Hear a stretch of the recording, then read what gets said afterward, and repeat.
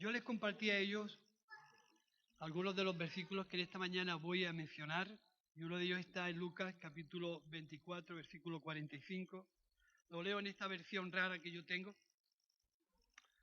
Dice: entonces les abrió el entendimiento para que comprendieran la Escritura. Y añadió: así está escrito, el Mesías padecerá, pero al tercer día resucitará de la muerte. Y en su nombre se predicará la enmienda y el perdón de los pecados a todas las naciones, empezando por Jerusalén. Y vosotros seréis testigos de todo esto. Yo voy a enviar sobre vosotros la promesa de mi Padre. Por vuestra parte, quedaos en la ciudad, que de lo alto os revistan de fuerza. A veces me cuesta hasta leer esto. Dice: quedaos en la ciudad, que de lo alto os revistan de esta fuerza. Qué importante que Jesús, antes de partir, enviara y dijera esta promesa de fortaleza a aquellos que iban a ser seguidores, discípulos, adeptos, gente que iba a continuar el camino de la fe, gente que iba a abrazar la fe cristiana como un modelo y como una práctica de vida.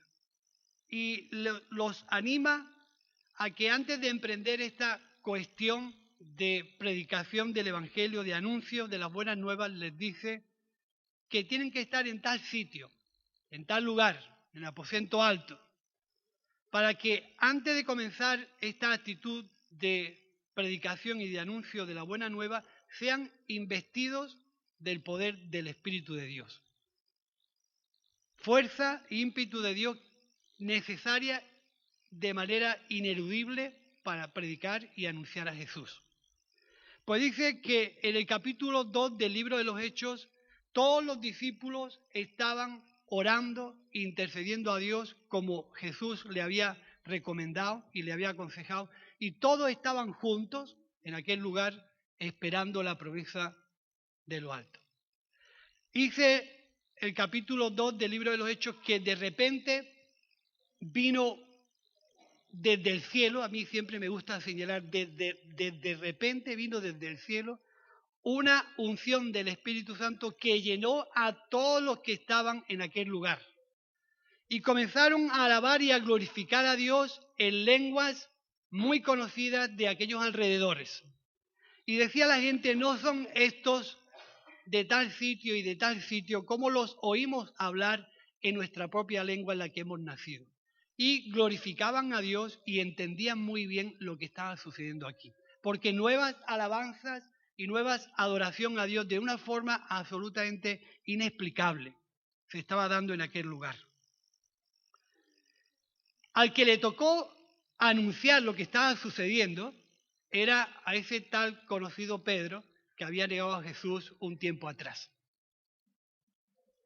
Si un tiempo atrás Pedro negó a Jesús y dijo de una manera firme y segura: yo no conozco a tal hombre, no quiero saber nada de él, porque estaba viendo a Jesús en el patio del pretorio siendo apaleado, escupido y puesto en evidencia delante de todas las autoridades de aquel lugar. Y Pedro, lleno de miedo, dijo: yo no conozco a ese hombre. Pero si te hemos visto hablar con él, te he dicho que no lo conozco. Y le apretaron tanto el estribillo que dijo, que empezó a maldecir: no conozco a tal hombre. Y comenzó a llorar y a desgarrarse de su interior de tal forma que de alguna manera Dios le concedió la oportunidad de iniciar el mensaje del Evangelio el día de Pentecostés. Y dice que aquel día, alrededor de este evento, muchas personas estaban alrededor preguntando y con mucha incertidumbre: ¿qué es esto que está ocurriendo aquí? Nunca hemos visto tal experiencia. Gente de todos los sitios que habían venido a celebrar la Pascua estaban preguntándose qué es lo que está sucediendo. Esta gente está borracha, esta gente está llena de mostos. Y en esa incertidumbre, en esa interrogante donde todo el mundo estaba debatiéndose lo que estaba ocurriendo, dice que Pedro se levantó y dijo: a ver, entendidos. Si hubiera estado yo, le hubiera dicho: a ver, tontolada. No habéis entendido bien lo que el profeta Joel ha escrito en sus libros. Y ya anunció Joel que esto que está ocurriendo iba a venir. Así que, ciertamente, este que estabais esperando con tanta ilusión, con tanto deseo, con tanto empeño, a este que estabais llevando años y siglos esperándolo vosotros, lo habéis crucificado. Y habéis matado la esperanza de vuestra vida, habéis matado el deseo que teníais en vuestro interior porque lo habéis crucificado. Pero la cosa no queda ahí, porque Dios lo ha levantado y lo ha hecho Señor y Cristo. Y cuando ellos entendieron que realmente Jesús era el enviado de Dios, dijeron, ¿qué esperanza tenemos y qué solución tienen nuestras vidas? Porque si a este que esperábamos nosotros lo hemos crucificado, no tenemos perdón de Dios. Y Pedro, en aquella manera, entendió que estaban bien dolidos en su corazón, estaban bien arrepentidos en su interior. Y les dice de esta forma: sepa pues ciertísimamente toda la casa de Israel, que a este a quien vosotros habéis crucificado, Dios le ha hecho Señor y Cristo. Al oír esto, dice que se compungieron de corazón y dijeron, ¿qué haremos? Y ahí es donde todos los creyentes hemos pasado esta prueba. Una vez que nosotros reconocemos en nuestro interior nuestra lejanía de Dios, nuestra ignorancia de las cosas de Dios, nuestra frialdad acerca de las cosas de Dios, y se nos presenta la oportunidad que el tren que estábamos esperando pasó de largo, ya no tendríamos más oportunidad para que Dios se acercara a nosotros. Pero dice Pedro que les dijo de esta forma: arrepentíos de lo que habéis hecho y bautícese toda persona en el nombre de Jesús para que vuestros pecados sean perdonados y seáis llenos del poder de Dios. Porque para vosotros es la promesa, para vuestros hijos, para los que están lejos, para cuanto el Señor nuestro Dios llamare. Y fueron bautizados tal como la palabra de Dios les expuso. Así que aquel día se añadieron como 3.000 personas a la iglesia. Y todos estaban alrededor en la comunidad compartiendo las escrituras, las oraciones, el pan. Y dice, y el Señor añadía a la iglesia cada día los que habían de ser salvos. Ese fue el inicio de una manera formal de la iglesia. ¿Cómo se inició la iglesia? Este es el principio, que es lo que cada creyente tenemos que vivir en nuestro interior. Primero, depositar nuestra confianza en Dios, creer en Jesús, que Él es el enviado de Dios. Porque si no creemos que Jesús es el enviado de Dios, estamos perdidos. Porque es la única opción que Dios le ha dado a la humanidad para reconciliarnos con Dios. No hay otra salida. No hay otro nombre en el que podamos ser salvos. Él es el que Dios ha enviado para mediar entre Dios y nosotros. En el lugar donde nosotros teníamos que estar, se puso Jesús. El castigo, decíamos en Campillos el otro día, que Dios es un juez justo. Por eso castigó el pecado. Pero Dios es Padre. Y en el lugar de su Hijo se puso Él. Dios castigó el pecado, pero no quería ver a ninguno de nosotros en la cruz. Dejó su túnica de juez allí puesta y se puso Él para cargar con nuestros pecados, para cargar con nuestros errores, para cargar con nuestros fallos y así, en alguna manera, derramar su gracia y su misericordia sobre nosotros. Así que lo que los hermanos van a vivir en esta mañana, lo hemos vivido nosotros como pasos imprescindibles, creer en Jesús, que es el enviado de Dios. Sentir en nuestro corazón que hay lejanía entre Dios y nosotros y que por eso nos arrepentimos para tener una reconciliación con Dios. Ser bautizados tal como la palabra de Dios establece, simbolizando muy bien qué es el bautismo, que es la muerte y la resurrección de Jesús. Por medio del bautismo estamos diciendo que queremos morir al pecado, que queremos dejar de ignorar a Dios, que queremos tener en cuenta las normas de Dios para nuestra vida, que queremos dejar de vivir de espaldas a Dios. Y por eso es que el bautismo, cuando entramos en el agua, simboliza la muerte de Jesús, totalmente sumergido en agua, como diciendo, este Pepito, esta Margarita, esta Mónica ha muerto. Dejo atrás todo una vida de pecado, de error y de lejanía con Dios, y cuando salimos del agua estamos simbolizando nuestra nueva vida en Cristo. Y estoy diciendo que cuando salgo del agua ya he nombrado a Cristo Señor de mi vida, el que va a pastorear mi vida desde ahí en adelante, del que yo voy a depender todos los días de mi vida porque así Él lo ha prometido. Yo estaré con vosotros todos los días, todos los días hasta el fin del mundo. Y se convertirá en el pastor de nuestras vidas y nosotros en sus ovejitas. No en cabras que trompan contra la palabra de Dios, sino en ovejas que obedecen al pastor, que distinguen su voz. Qué importante es que nosotros declaremos a Jesús Señor. Qué importante es que nosotros podamos decir, a partir de hoy, Cristo es el Señor de mi vida. Señor que gobierna y pastorea, dirige y disciplina los pasos que yo voy a dar de aquí en adelante.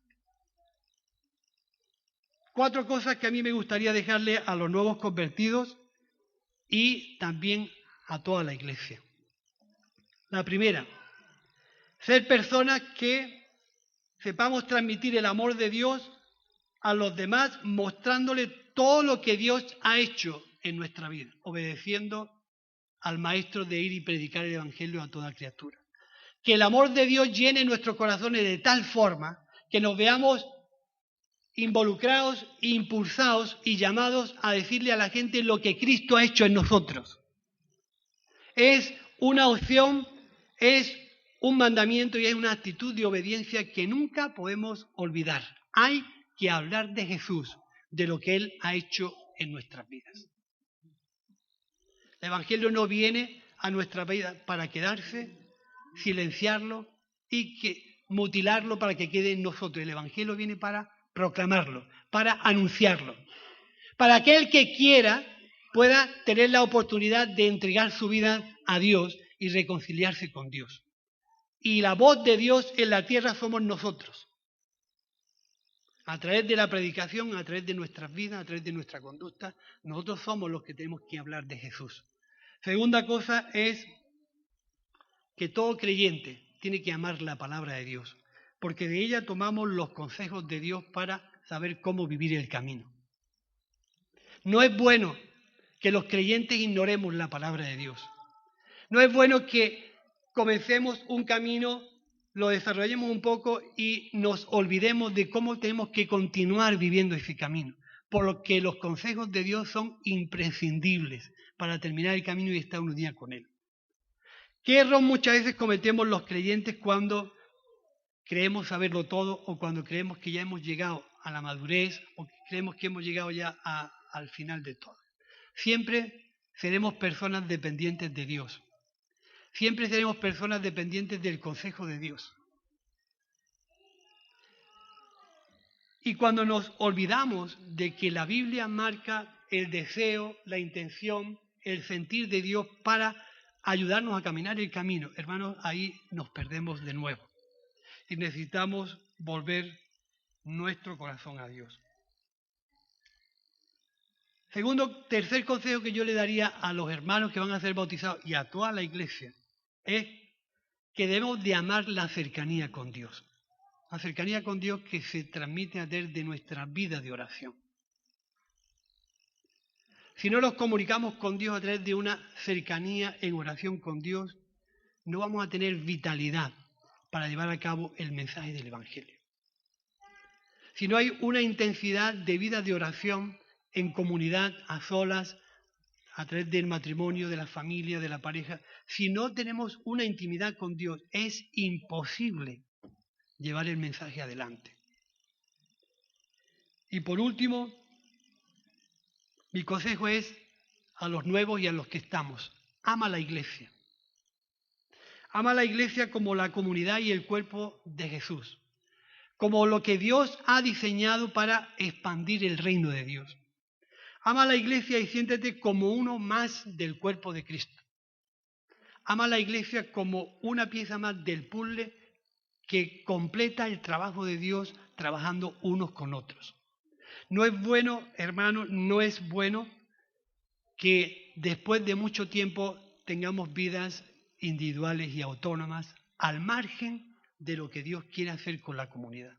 Por eso es muy, muy importante que la iglesia en este tiempo, a los nuevos bautizados, no lo olvidemos. No son gente que se añade a la iglesia para ignorarlos mañana.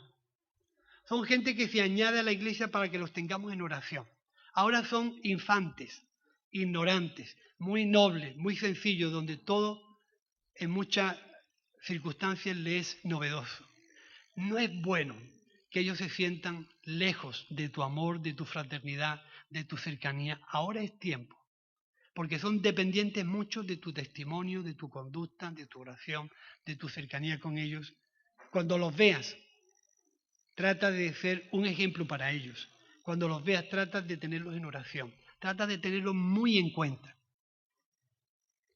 Si somos gente que ve los reportajes de la naturaleza en la 2, ya habéis visto muchas veces los leones y los tigres y los guepardos y toda esta gente que ve una manada de ciervos. De los grandes se olvidan. ¿Sabía por cuál van? Van por el más débil, por el más pequeñito, por el que es más indefenso. Y nosotros en este tiempo que ellos comienzan su nueva andadura en la fe como nuevos cristianos en el Señor, en este tiempo no podemos dejarlos solos. No lo podemos ignorar. Tenemos que estar arropándolos, respaldándolos, llamándoles, estando cerca de ellos y siendo el apoyo que ellos necesitan en nuestra consejería y en nuestro amor para que ellos no se vengan abajo y no llegue ese hombre fastidioso que hay por ahí, que se come la fe de los creyentes. Trata de ser el apoyo que ellos necesitan, a tiempo y a destiempo. Si no los conoces, entérate dónde viven, coge su teléfono y llámalos. Y ponte a su servicio como persona y creyente maduro que has conocido a Jesús, que has conocido la bondad de Dios y que realmente tienes capacidad para ayudarlos, para animarlos, para respaldarlos, para estar cercanos a ellos. No es cuestión pastoral, es cuestión de la iglesia. Así que si el pastor no llega a ellos, llega tú. ¿Vale? Así que damos gracias a Dios y aquí lo quiero dejar. Y vamos a prepararnos